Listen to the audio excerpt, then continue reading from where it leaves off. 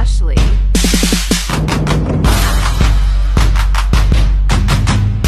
Subscribe me.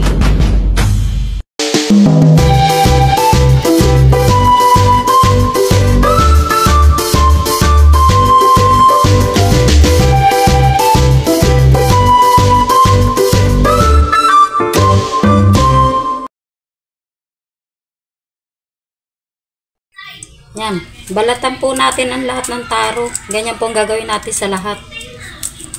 Hanggang sa maubos po siya. Ayan, balatan po natin isa-isa. Papakita ko po sa inyo mamaya kapag balat na. Balikan ko po kayo. Ayan, balat na po siya. Hugasan natin. Hugasan natin mabuti. Hugasan po natin siya. Mamaya po, gagadgadin na natin siya.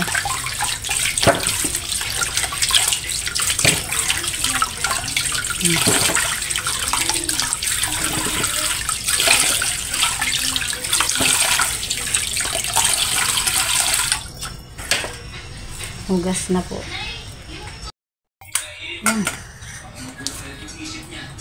Gadgadin na po natin. Ganyan lang po kadali. Gagadgadin. Hanggang sa maubos po siya.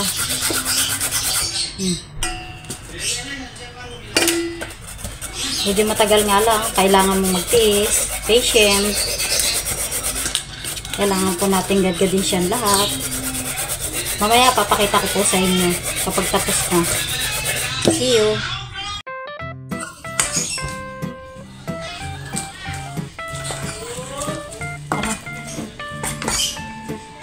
Ito na guys, mga palalabs, ito na yung kinudkud natin.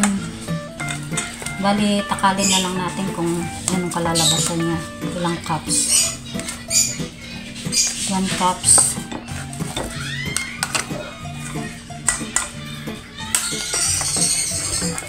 Ito yung kaninang pinaghirapan natin na balatan. Kudkudin. Labas siya ng 2 cups at 1/4. 2 cups. Side din pa natin to.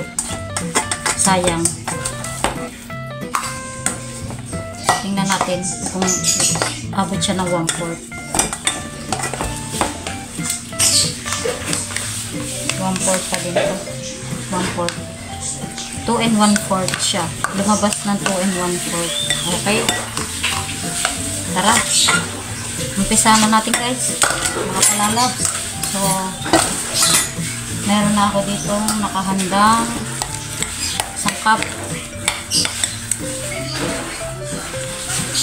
Itlog. 1/4 sugar brown. 1/2 teaspoon salt. Haluin. Condense. 1/2. 1/2 ng condense.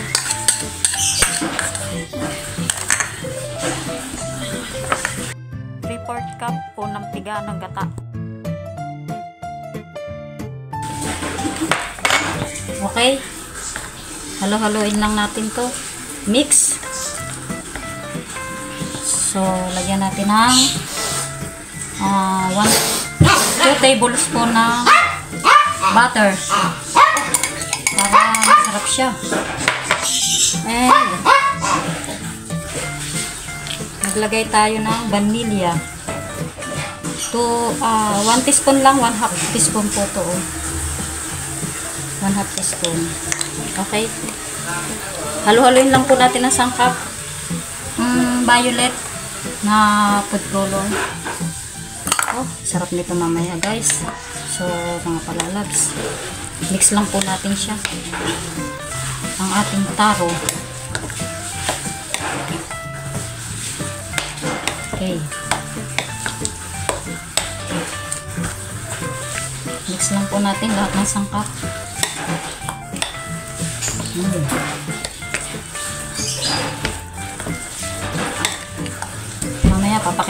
kanyang finished product.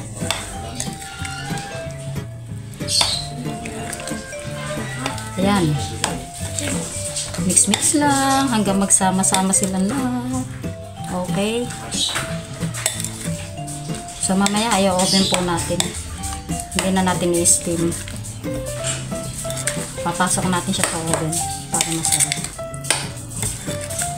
Oh. Ubi.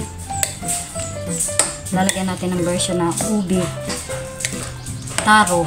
Ubi taro. Okay? So, ayan, mga palalabs. Kapag na-mix na po natin lahat yan, set aside po natin. Ano naman tayo ng butter. Yung natirang butter, i-rub lang po natin dito sa gagamitin natin. Ang size po nito ay 9 inches.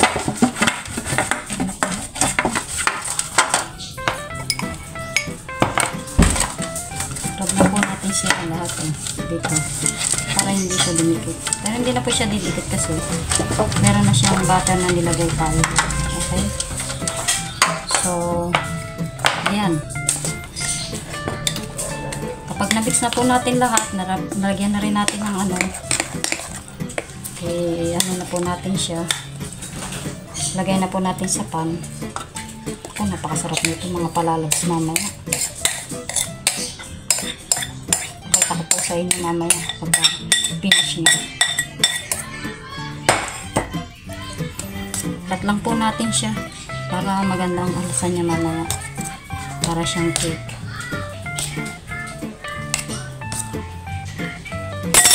Okay, pakita ko po sa inyo mamaya. So mga palalabs, ipasok na po natin sa oven. Okay. Mamaya chicken po natin siya. Siya ng 175 Celsius and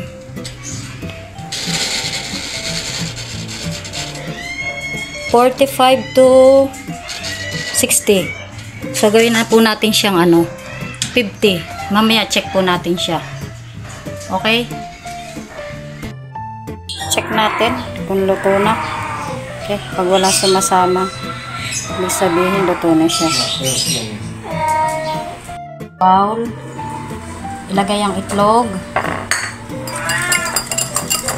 Batihin. Pagbati na, ilagay ang gata. 1/2 gata ng niyog.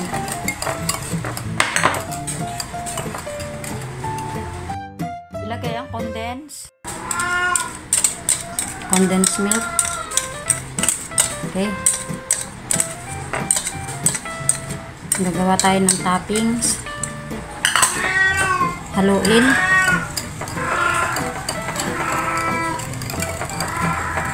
Haluin lang po natin.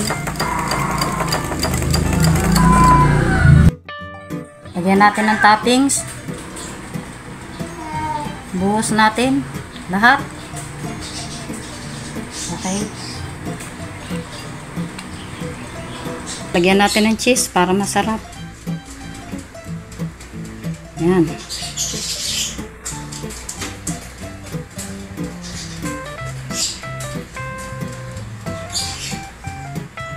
Okay.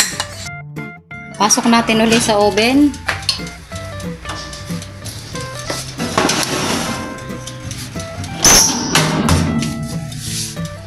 Ilagay natin sa 200 Celsius. Ibabaw lang ang init. And 20 minutes. Update ko kayo mamaya. Lagyan pa natin ng cheese. Salang pa natin ulit para masarap. Medyo malutong-lutong ang cheese sa ibabaw.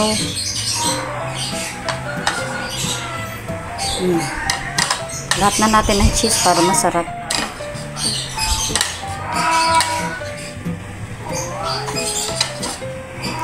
Okay, salang pa natin sa oven ng 5 minutes.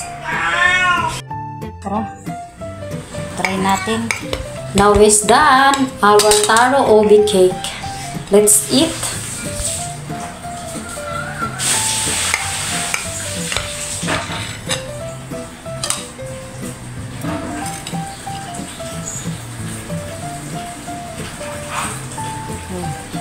Wow. Wow. Napakabango po niya. Napakabango.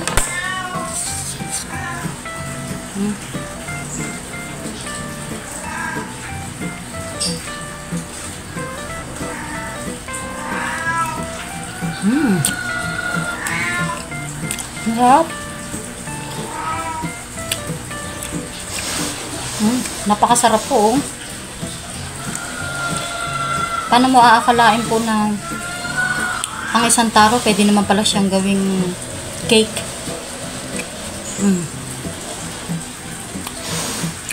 Sarap.